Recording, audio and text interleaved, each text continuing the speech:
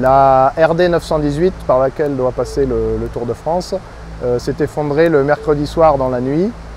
Nous avons été contactés par le conseil départemental le vendredi soir, assez tardivement. Ils ont décidé de lancer une procédure d'appel d'offres en urgence en partant d'une feuille blanche et en demandant aux entreprises de trouver une solution. Le soir même, venant de faire un chantier avec Terre Armée, j'ai pensé à mon interlocuteur. Je lui ai envoyé une photo qui a été faite par un drone sur la zone que m'avait été envoyée par le conseil départemental. Il m'a dit, pour vendredi prochain, il nous faut une solution. Donc sous une semaine, il fallait qu'on puisse trouver, c'était une urgence même. On avait à peu près 1 mois de travaux, donc 1 semaine et demie d'études. Et pour tout approvisionner et savoir ce qu'il fallait faire, la première des choses, c'est qu'on avait juste une photo. Donc il a fallu définir une solution sur une photo. Donc il y avait quelque chose qui avait glissé. Donc on a mis un mur en terre armée en disant il va falloir conforter aussi après. Mais on ne savait pas trop jusqu'où.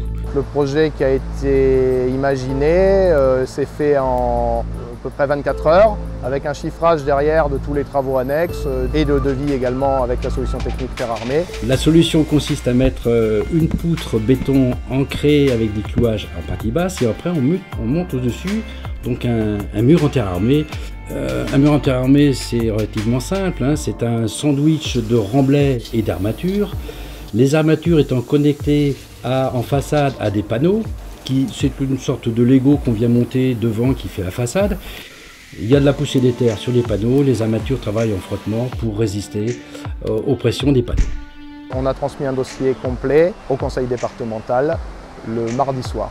Le mercredi matin, on nous a posé quelques questions techniques et le jeudi soir, nous avons eu confirmation de l'affaire.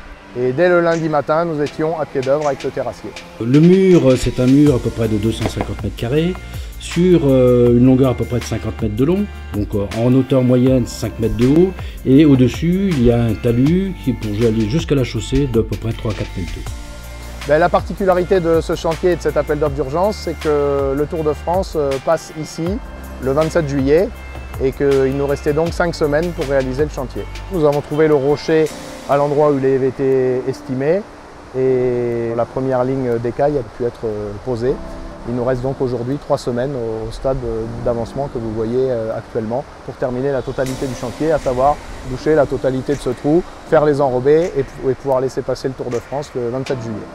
Donc la route étant coupée, l'accès se fait par 2 cols par lesquels passera le Tour de France, le col du Soulor et le col de l'Aubisque. Ce sont des routes normalement limitées à 9 tonnes. Les camions Terre Armée ont livré au premier col, au col du Soulor. Compte tenu de la présence des tunnels et des limitations de charge, nous avons repris les écailles Terre Armée avec un camion grue depuis le col du Soulor, une route très escarpée, très raide et vertigineuse.